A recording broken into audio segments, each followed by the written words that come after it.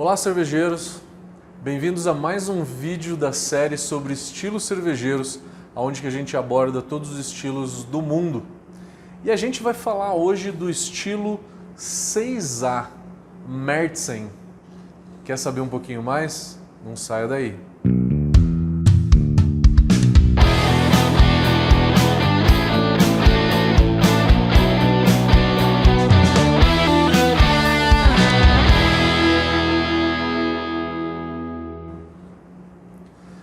Primeiro, para saber sobre a Märzen, a gente tem que saber o que quer dizer o nome Märzen. Escreve Marzen, o A tem um trema. Märzen quer dizer março em alemão. E o porquê? Vamos contar um pouquinho de historinha para vocês, que eu já contei nos vídeos anteriores, mas vale muito lembrar como que era a produção de cerveja na Alemanha na Idade Média. Um pouquinho depois da Idade Média, quase Idade Contemporânea. Estamos falando aí de 1700, 1750 para frente. Os alemães descobriram que se a gente fizer uma fermentação e uma maturação debaixo do solo, a amplitude térmica, na hora que a gente está embaixo do solo, é uma amplitude térmica baixa. O que quer dizer isso? Que a variação de temperatura não é muito alta. A gente tem uma temperatura mais ou menos constante durante o ano todo. E essa temperatura ela fica por volta de 14 a 16 graus. Na Alemanha, neva, durante a neve fica menos 10, menos 15, às vezes menos 20. Mas no verão na Alemanha, essa temperatura ela pode e chega facilmente no verão a 35 graus, positivo. Então, a gente tem em cima, do solo, a gente tem uma variação de temperatura muito alta, mas embaixo do solo, a variação de temperatura é baixa. Então, as cervejarias nessa época, elas começaram a serem construídas subterrâneas. E a gente consegue visitar, quem tiver o interesse em ir para a Alemanha e conhecer melhor essas cervejarias, consegue ver algumas abertas para visitação até hoje. Eu fui em Munique, por exemplo, e se você tem a oportunidade de ir para a cidade de Pilsen, conhecer a cervejaria Urquell, vá lá. É muito interessante e é uma visita fantástica, onde que você vê a cervejaria antiga, toma uma cerveja feita ali nessa fábrica e visita a fábrica nova também. Os alemães eles produziam a cerveja embaixo do solo e eles sabiam que se ele pegasse um bloco de neve, de gelo, durante o inverno dos Alpes e colocasse do lado dos fermentadores, a temperatura baixava. E com isso ele conseguia fazer uma temperatura de fermentação por volta de 10, 12 graus. E ele descobriu nessa época que a cerveja ficava melhor, fermentada numa temperatura controlada. Hoje a gente sabe que é a temperatura exata de fermentação de uma lager. Depois de fermentada, essa cerveja era transportada para um novo quarto, porque era dividido em paredes, para um novo local, também subterrâneo, que é onde ia se maturar essa cerveja, que é o que a gente chama de Lagering. Lager em alemão quer dizer estocar. A cerveja ela era estocada por no mínimo 2 meses para que ela clarificasse bem, sedimentasse todas as partículas de suspensão da cerveja e ela clarificasse bem. Esse Lagering ele era feito com mais gelo ainda. Com isso, se conseguia uma temperatura de 4 a 6 graus Celsius positivo, que é a temperatura que a gente sabe que a gente faz a maturação hoje a frio da cerveja. Então, essa era a técnica de produção da cerveja. Precisava de gelo, a gente está falando de 1700. O advindo da refrigeração veio 1870 a 1890, né? Por volta dessa data, não lembro a data de cor, mas é por volta disso. Antes disso, a gente tinha que resfriar a cerveja com gelo. E para resfriar a cerveja com gelo, a gente usava o gelo das montanhas, da neve. Na Alemanha, nevava naquela época de novembro a março. Março, abril, mais ou menos, no máximo, né? Então, era essa a época de produção de cerveja na Alemanha, quando a gente tinha gelo. A Märzen, ela é a última cerveja da estação de produção de cerveja, né? Do período de produção de cerveja, que é no verão. E o nome Märzen, ele vem justamente disso, né? Da cerveja feita em março, que é a última cerveja feita na estação de produção. E essa cerveja, ela era armazenada até outubro, para ser tomada em outubro. Ela era armazenada em cavernas subterrâneas para que ela ficasse pronta para ser tomada em outubro, porque em outubro não tinha produção de cerveja.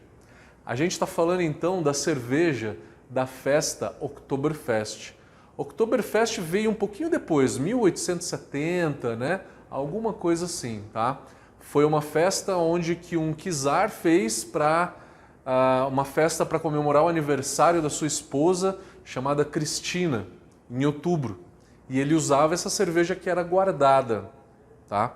A cerveja não foi criada para a Oktoberfest, mas ela foi usada para essa festa e ela já era feita antes. A Märzen já foi feita antes. Ela é muito anterior à criação da Pilsen, ela é anterior à criação da Vienna Lager, né? Tudo isso veio depois. Em 1700 e alguma coisa que eles conseguiram criar a Märzen. Conseguiram criar a Märzen, foi a primeira cerveja com coloração âmbar, que eles desenvolveram um processo de malteação. Já tinha malte torrado, mas o malte caramelizado eles descobriram nessa época. Foi quando eles criaram a Märzen, 1700 e alguma coisa, tá? Tem gente que fala que até anterior a isso. Então, a Märzen, ela foi a cerveja da Oktoberfest, foi escolhida para ser a cerveja da Oktoberfest. E a cerveja da Oktoberfest, até o começo da década de 90, ela era a Märzen, ela era a cerveja mais avermelhada, ela era a cerveja mais que tinha essa coloração âmbar. Depois de 90, foi feito um acordo, né, na cidade de Munique por uma associação e eles decidiram que a cerveja da festa Oktoberfest ela tem que ser mais clara. E a cerveja hoje, na Oktoberfest, ela é a Fest Beer. Então hoje a gente tem nitidamente dois estilos diferentes. Märzen, que continua sendo avermelhada, e a Fest Beer, que é a cerveja da Oktoberfest, que tem uma coloração dourada, né? Então a cerveja da Oktoberfest hoje, ela é dourada para que ela tenha um drinkability melhor, consiga se beber mais em maior quantidade. Bom, contamos um pouquinho da história, né? E também distinguimos aí os dois estilos que a gente tem, Märzen de Oktoberfest. Importante a gente falar agora das características, né? Como que essa cerveja é? Bom, primeiro, é uma cerveja que tem uma graduação alcoólica por volta de 5,6, o BJCP diz de 5,6 a 6,3 de álcool, né? Mas ela tem por volta aí de seus 5,8 a 6%, né? Na hora que a gente fala dessas faixas, a gente sempre pega a metade dela. E ela é uma cerveja que tem essa graduação alcoólica, é uma cerveja um pouco mais intensa, é uma cerveja que tem um álcool mais intenso, tem um amargor no BJCP de 18 IBUs a 24, ela fica entre 20 e 22, o amargor ele não é tão pronunciado, não tem tanto aroma de lúpulo, tá? É mais um amargor para equilibrar um pouco do malte da cerveja, uma cerveja bem equilibrada. A coloração dela é uma coloração âmbar. Se aproxima muito a uma Red Ale, aquele avermelhado, aquele alaranjado, um pouco de rubi, né? Alguns nuances parecido com isso. Então, no aroma, essa cerveja ela tem um perfil de fermentação lager. Ela é uma lager, vale a pena falar que ela é uma lager, porque ela tem um perfil de fermentação limpo e ela é uma lager feita aos padrões alemães, fermentada em baixa temperatura, entre 10 e 12 graus por 2 semanas e maturação a frio por 3 ou 4 semanas para que ela fique bem limpa e bem leve. É uma cerveja lager. A fermentação lager ela não traz aroma e nem sabor. O aroma e o sabor dessa cerveja vem do malte caramelizado que essa cerveja tem. O malte caramelizado ele traz um pouco de complexidade. E essa complexidade é o quê? É uma complexidade que traz um pouco de tosta, aroma de tosta, frutas vermelhas, um pouco de frutas escuras, um pão, uma casca de pão tostado, um aroma maltado, onde que remete a grãos, um pouco de caramelo, mas não é uma cerveja que tem um sabor adocicado intenso. Isso seria um erro, segundo o BJCP. É uma cerveja que não é enjoativa, não tem um adocicado intenso, não tem um caramelo muito intenso. O que a gente vai sentir é uma complexidade que esses maltes vão dar. É uma leve complexidade, mas sem deixar ela pesada. Não é uma cerveja pesada. Ela não tem um corpo muito intenso. Ela é um corpo médio a médio baixo, tá? Não mais do que isso. Ela é uma cerveja em corpo menos intensa do que a Viena Lager, por exemplo. Então, ela é uma cerveja que esse maltado ele tem que ser muito bem inserido, tá? Porque um pouquinho a mais você passa da cor, né? Você passa da cor e deixa ela muito caramelizada e muito intensa no caramelo, isso é um erro. E também é um erro você fazer essa cerveja dourada. Ela não é uma cerveja dourada. Dourada é a Fest Beer, que é a cerveja do Oktoberfest. Ela sim é dourada.